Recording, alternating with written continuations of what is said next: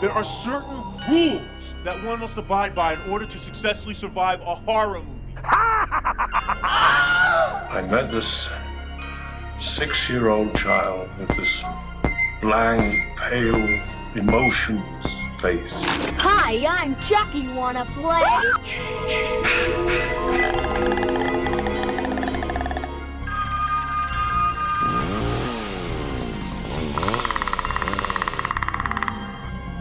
They're here.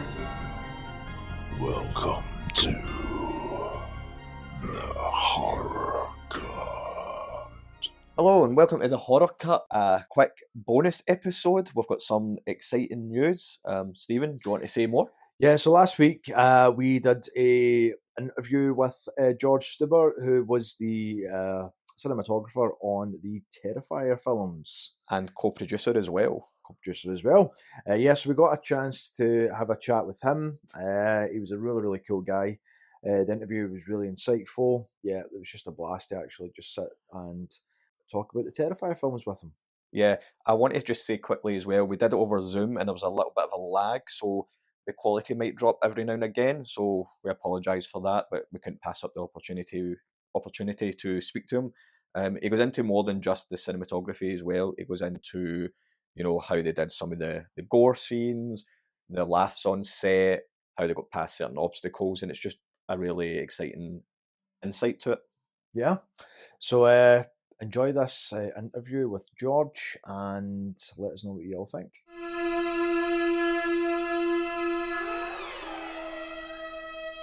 Hello. Hey, how are you? How you doing? Yeah, just thank you very much for agreeing to do this. This is really cool. So we did the Terrifier episode last week. I had a blast doing it. Great to rewatch the film. So it's an absolute pleasure to have you on the show, man. Thank you very much. Are you cool just giving us a little sort of introduction to who you are and what it is you do, etc., for the listeners, if that's all right? Sure. My name's George Steuber, and I'm the DP and producer of Terrifier. What the hell is wrong with you? What, did you think he was going to hack me up into little pieces or something? How was it for you creatively when sort of the first Terrifier movie, in terms of the sort of the budget, was there any sort of constraints by it? And if so, were you able to sort of, well, we know you did, you flipped it into sort of a kind of positive? This is for the first Terrifier? Yeah. How did that change going on as well, I guess? Sure.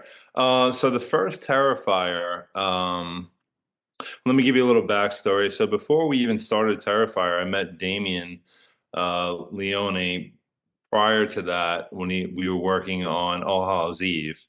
So I helped him do the tail end of All Hallows Eve, and that's when we met and kind of like bonded. And then from there, working on the first Terrifier. So we had a very small budget on the first one. I think it was somewhere along the lines of $50,000. Just to give you an idea, I didn't even have batteries for my camera. Like I actually plugged it in. I had to like plug it into the AC, so it was pretty wild. Yeah, we didn't have much. I had whatever lighting I owned, which was not that much. I had some.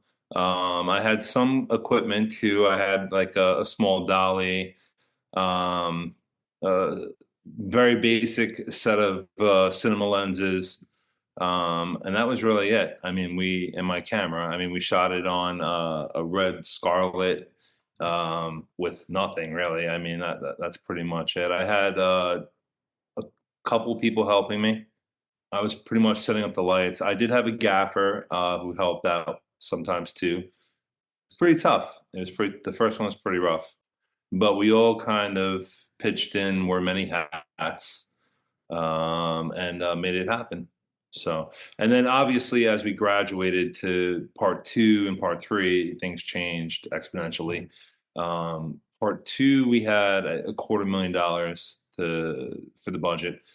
I had another team come on, local to me. Actually, they live like right 5 minutes from my house. All right. Which is pretty wild because I didn't really know them prior to that, which is strange because I live in New York City, but I live in a small borough, and the film community kind of knows each other. But I've heard of these guys, but I never met them or worked with them. But so they came on and they were amazing. They helped me out a lot, and from there, I mean, 250 relatively is still a small budget. Obviously, it's not. We're talking very small. So, but it was still a jump from the first Terrifier, which was which you could see. I mean, you could see it. We built sets for the second one. Each film took years to make, though. So the first two took a few years to make each one. And then the third one was different. Was actually totally different. I think we had like 40 people on the crew. Different everything. There's more money. Obviously, the budget's a lot bigger. So I don't know if it was easier. Yeah, it was. It was easier for me, I guess, where we didn't have to wear as many hats, but we had to let go of a lot of the responsibilities that we had on the first two films. And I mean, that's across the board. That was for the director and the producer, Phil Falcone too. Like we all had to kind of, because Phil and I kind of like line produced the first two. At the third one, it's like we actually had a line producer. It was, so we had to like let go of a lot of stuff. We had an art department. The second one we had an art department, but not really. It consisted of like one or two people, like one main person, and then like people helping her out, and that was it. The third one, she brought on quite a few people and made the magic happen. So That's really cool. yeah, and the cameras too. I didn't mention. So the first one, yeah, I had no batteries for the camera. I used whatever I had at my house. The second one we rented. We shot. We got away from Red. We shot with the Arri. The Alexa Mini is what we're using for that one. With our RE primes. The third one, we went with their flagship or the newest camera they had out, the Alexa 35. Fantastic camera, all the dynamic range you could ever want. And then we also coupled it with anamorphic lenses, which we had never done before. So now you have a totally different format. You have that widescreen format, which is a totally different look. And I mean, they were Panavision lenses as well. So Panavision, I contacted them for Terrifier 2. I don't think we were in that budget though. So that didn't work out for us on 2. But 3, it was a lot different. We got to go in, test the lenses, and we wound up using Panavision anamorphics, which is a whole different ballgame. So is it interesting to see like the bigger Art the Clown gets and the bigger the franchise gets? Is it interesting for yourself to get to play with like more fancier equipment? Yeah, oh, it's amazing. Well, here's the thing too. I don't know if everyone knows this, but like, so Damien and I, we try to go for this old school film look, kind of like we were looking at Black Christmas. I'm not sure if you're familiar with that. Okay. Like, yeah, a lot of references, like Gremlins was another one, Blowout was not, like we have all these different looks that we're trying to go for and kind of mesh them together. And we're just trying to achieve that look. So the third one, I mean, we pretty much used mostly old school lighting. It's tungsten lighting. I'm not sure if you're familiar, but like the LED lighting, which is common today. You show up with the LED light. They take minimal power. They give you a lot of output. We used units like from the 60s and 70s and 80s. Yeah, to get that effect. So the budget actually the budget helps out a lot. We had to add distribution, a lot of power, these old school lights. So we kind of it grows with each one, I guess. Yeah, as the franchise grows bigger, yes, the cinematography also grows bigger, I guess, like everything else. Yeah. Have you been, I mean, with Damien, you've saw this idea sort of grow right from the start, I'm assuming. I sort of, when we did when we recorded the episode, one of the things that I mentioned was having faith in a character, Damien must have had faith in this in art since doing the first short film. Would that be right? And he's put a lot of, I don't want to say stock, but there's clearly something in there that he has when this guy could be up there with Michael, Freddy, Jason, etc., etc. Well, it started with like when I met him like the anthology. I mean, basically All Hallows Eve. It's like what if he's like what if art has his own movie? What if we make what if that's a thing? And like yeah, it'd be amazing. You know what I mean? This character, like from that film. I thought it was impressive. I met him on the tail end, so I didn't get to do much.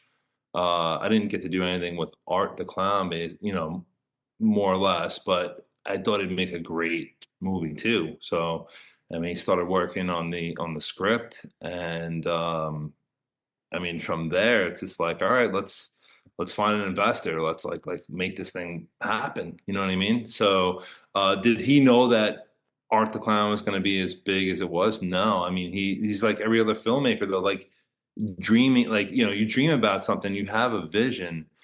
I shouldn't say like every other filmmaker because he is different. He he directs, he has the vision, and he also does special effects, but he's like a special effects master. Like, and I met a lot of people, like I've seen, professional teams do this. He is like a master at it. He's very, very good at that. Like he just excels. I mean, that's why, like, let's be honest, like in the first Terrifier, 50,000 or so. You would never get those effects like that. Like I would never be able to, like, let's say I wanted to hire an effects team to come in and, we're going to cut a body in half, basically. Like you're not going to find people for that money. That's 50,000 would go on the body, like, on one effect and it'd be done. I mean, we're pulling off heads where, the blood's flying, the guts are flying. Like there's a lot going on. Yeah. So he was able, that I think catapulted it as well. Obviously, it's a genius idea. He came up with a great character. It worked, and but the fact that he put everything he had, like and that's another thing about him too. Like he is nonstop. Like he would do the effects until he was on the floor, passed out. Like I don't see that often. Like, you know what I mean? Like there's something in the circle of us basically that, I say it's called true grit. Like when somebody will go and they'll do like whatever, 40 hours, 50 hours straight and just like work on it. That's what happens to like make these first few films. Yeah. Part three, we brought in an effects team, so it's a little different, but I mean, it's really grown into something, it's amazing to see. Yeah. It really is, and like the fans. I mean, you have to thank the fans. The fans really made it come to life. Like like they really took to it. It really worked. I mean, it grew into something amazing. I mean, I think. I saw three. When did I watch three? Maybe I think I watched three at Christmas time, and it was so good. I loved it. It was just like so good, and it just the feel of it. Everything was just raised, and I just thought, it's just amazing to see it grow. Do you think that Art the Clown will get to the same kind of levels as your Jason, your Freddy Krueger? Do you think, in 10 years' time, we're going to have Terrifier 15 or? I mean, that is a possibility. Like, I feel like he's on the road to that. You don't know what the future holds, but I'd say as of now, he's definitely been rising through the ranks, and like I'd say he's going toward that category. Yeah. And was Damien quite a collaborative filmmaker? Like, did you get to throw ideas about for like how to capture certain stuff? And maybe what was your favorite in the original Terrifier, because it is lower budget? What was your favorite scene to bring to life? All right, cool. Yeah. So yes, Damien, to answer your question, Damien is very collaborative. Yeah, he's very good with that. We're all kind of like a team when it comes to that stuff, which is great. We could bounce ideas back and forth, and it's very good in that respect. As far as my favorite, so I have a story. So like when we hang Catherine upside down to do the hacksaw scene, I went in a little while before, and I built the contraption to hang her. Okay. I don't know if you guys have Home Depot out there, but like we have, it's a hardware, like a Yeah. Okay, so I went there and I got a bunch of black pipe and basically built this thing, like a frame kind of, and I strapped it in to the walls because I wanted it to hold a lot of weight. We were gonna put her in this thing, so then I tested it out. I actually went upside down, hung myself upside down in this thing, and it was I couldn't get up. So I'm stuck in this position. I didn't think that through. I locked my ankles in, I'm hanging, I'm like, I can't get out of it. So then Damien's looking at me and I'm like, yeah, I feel the blood going to my head. So he grabs me and he's like trying to get me out of this thing. And yeah, I think I messed up his back forever. Like I hope not, but yeah, that was pretty wild. So that scene was fun. Obviously she wasn't hanging upside down for a long time. We had a ladder, we had stuff to come in, and like she can kind of like rest on that. So we did it, maybe like 30 seconds on and then, or a minute on and then off. And we just went back and forth like that. So it was a little easier. I, on the other hand, was a little stupid, and I wanted to see it hold. I just wanted to feel good about it, and it definitely held. That makes sense. If you're going to build something, you want to test it first, probably on yourself, and make sure it actually works. Before the company gets sued. Exactly. Yeah. Well, yeah, and I mean, if it holds me, like I was at that time, I don't know, over 200 pounds. So if it's holding me, it would definitely hold her. And I moved around in it and really tested it out. So that's wild. Yeah, that's cool. Yeah. That one was that's probably on the first one. That was a lot of fun. Is there anything from the sequels that you want to mention as well? There's a lot of stuff. So like the big the tank that Sienna goes into, that's another thing. It's like you see it on screen.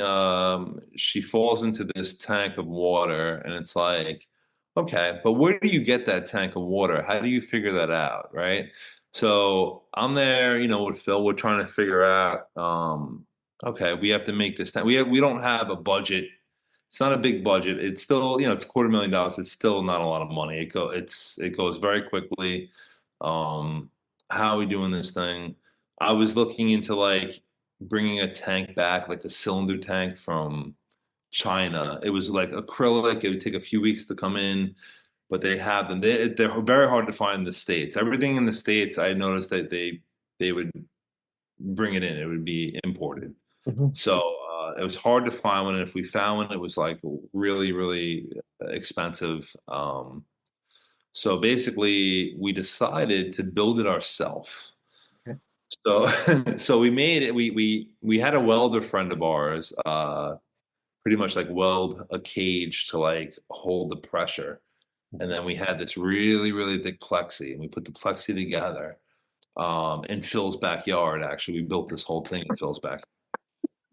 So his wife wasn't happy. I don't think about that. Well, his wife wasn't happy to stay there for a year after the fact. This thing was massive. It would take like a lot of, like, we finally got it out, but it was so heavy. I think it was like 1,200 pounds or more. So to transport it was kind of difficult. But we built this thing. I think he used wood to what was it? There were 4x4s, or it was very, very heavy. But yeah, we created it over there. So that was a lot of fun to build. And when we tested it, obviously with ourselves again, it worked. Everything worked out. That's good.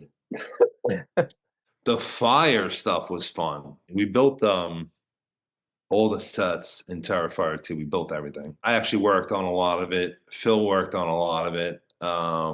He just got out of heart surgery too. Like we were in the process of building, And to give you an idea, it's in a very rural spot, like kind of 3.5, 4 hours away from New York City.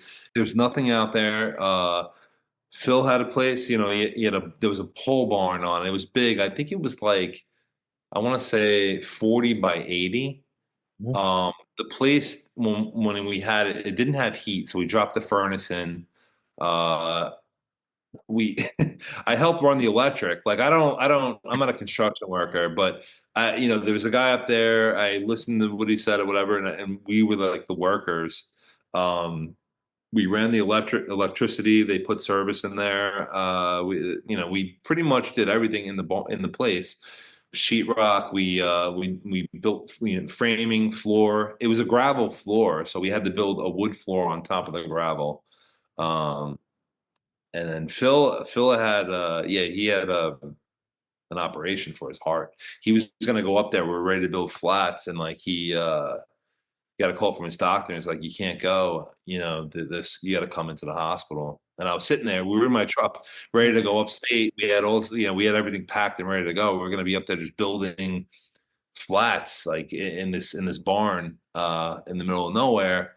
And then Phil looks at me and he's like, "All right, let's go." I'm like, I just heard what your doctor, we can't do this. We really can't go upstate. So yeah, so we wound up going to the hospital, and I remember it was a really big thing, and they were very concerned, and they were like, "You have to get in there now." So yeah, so we had like a major heart surgery. They opened him up and worked on him. Yeah. And he was like drawing up the plans. He's like, "All right, George, you go up there. We'll build this." And he's like on the hospital. He's on the bed, and he's like drawing up the plans to build the sets. And I'm like, "Yeah, Phil, okay." It shows you We- as well how much that, especially when you are working with a limited budget, how much more Mhm. passionate the cast and crew can become to achieve which is looked at as almost Oh, yeah. impossible. That I'll say too. Like in terms of the crew on Terrifier 2, I said it before. They had true grit. Uh, Yeah, everybody on that team. The guys over here, their company's Fuzz on the Lens. I'm sure you've heard of them. Yeah. Yep. And they're all like very, very good. They put in the hours, they put in the work, the dedication. They're just like us, honestly. Um, they were great. I brought in a focus puller. I remember, yeah, and the focus puller was amazing. Faye. His name's Faye, and yeah, he did a bang up job too. So it was like a family. Really, it was a family. We had Olga was did the wardrobe and did all like the production design. That was a humongous undertaking, and she knocked it out of the park. So, and like I said, the hours are crazy. Yeah, Hours. we can relate to the low budget. We can relate to the long hours and it feeling like a family, because especially when you finish shooting and it goes to the edit, it can become quite lonely because you've spent so long with these people. Yeah, that happens. Mm-hmm. You're like, all right, where is everyone? Yeah. That's definitely a thing. There's another time I could recall for part 2. So we actually shot some of it in my house. Like Allie's house is my house, basically. So Okay. so we saved money that way. The first the first day we shot, my family's here, so I had a son at the time. I had a son, my wife, and she was pregnant at the time with my daughter. Like there's a lot going on. And I remember like we're shooting at like 3 a.m. and my son, I don't remember how old he was at the time. I think he was like 4 or 3 or something. And we were shooting, and it was a scene out in the foyer and with the stairs, and the whole crew. We're all there, and we're getting it. We're going as usual. And my son wakes up in the middle of the night, and 2 a.m., 3 a.m. He wakes up and he's like, "All right." He walks out, and he's just like, "You all have to go." And then everyone just bursted out laughing. It was like this. It was hilarious. We have it on film somewhere. It's just it's so It was just such a funny time. But the next day I moved my family into a hotel. Like I didn't. Yeah. But yeah, it was a bad idea to keep him here. So. Oh, that's amazing. How was your son with David with art? Oh, he's great. He's great with art. He knows obviously everything is not real. Yeah. I mean, I don't let him watch. He's aware obviously of some stuff. Hasn't watched the films to my knowledge, and he helps me out. He helps me out in the merchandise end. We do merchandise. He helps me out with that stuff. So. Oh, cool. Nice. Yeah. It's funny watching that. Something just popped into my head. There was when I watched the second one. I was watching it at a point where I wasn't doing too great, and I actually had to turn it off on the scene in the bedroom. Which part did it for you? The limbs breaking. Oh shit! Yeah, I'm going to turn it off. And I mean, I watch horror films all the time, so that's like the first time in a long time a film has actually done that to me, which is well done. Yeah, I was gonna say it's good. I feel bad. Like that's good because we were trying to rival the hacksaw scene. That was like a concern, and also Casey, the one that plays Allie. I mean, she delivered. Like we went back and we reshot that scene, and I remember thinking like this is upstate, so it's like it goes from my house. She runs into the room, and then it's a set. It's a set we built upstate because there's no way we'd be able to shoot that. Well, I'm not going to shoot that at my house. Yeah. Everything would be ruined. It's just not possible. But we built it all upstate. The conditions, she definitely has true grit because I remember looking at her as she's crawling on the floor and there's all this blood all over the place. And I looked at her, I'm just like, oh, she's amazing. She's selling this thing like she's really in it right now. You know what I mean? Like I remember thinking that. Like we did the second round of shooting with that, a bunch of inserts to really like spice it up, and I just found I had like this such a respect for her because she really drove that home. I think. I mean, obviously it's the puppeteering, the whole scene is hard to watch. It's tough. Thanks very much for coming on and discussing it. I just wanted to ask you as well, like, what's next for you? Have you got anything in the pipeline that's even out with Terrifier and art? What else are you working on? If you can speak about it, I guess. I work on commercials. I still do, a bunch of commercial work. There's some narratives coming up as well. Obviously, we're going to gear up for 4. Yeah. So we got to start looking at what cameras we're doing, what we're doing, some camera lens testing, different mediums. So that's all in the works right now.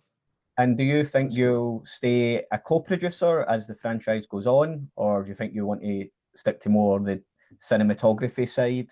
No. I enjoy producing it. I enjoy producing. Yeah, for sure. And obviously, I enjoy both the cinematography too. So.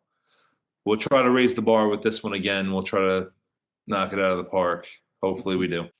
And just like the lighting, I mean, we're gonna stay old school with the lighting for sure. Like we're going tungsten based. We're not using modern units, so I don't have to worry about that. And I kind of know my way around all the old lights. I mean, that's kind of how I started. Like when I'm not that old, but like I started with older lights. Okay. Yeah. That sense. So I'm very comfortable around them, let's say. We have a whole team. We have a bunch. We actually bought our own grip trucks and stuff, and we have our own lighting now. So, we're just constantly building up that arsenal. So, but I love the quality of the light. Obviously LEDs have come very far, but there's still something about the quality and the look of the older units. Well, George, thank you very much for taking the time. It's really appreciated. Sure. Yeah, man. Yeah, if you're ever in Scotland, look us up. Great talk. Man. That's cool. I've never been. I always wanted to check it out. Yeah, it's good. It's yeah, the Highlands up north in the mountains is something pretty special. Yeah. Yeah. But no, thank you very much. Thank you, man. Appreciate it. Thank you. Thank you very much. Cheers. Yeah. Good night. We better get back, because it'll be dark soon, and they mostly come at night. Mostly. I guess everyone's entitled to one good scare, huh? We're friends to the end, remember? This is the end, friend.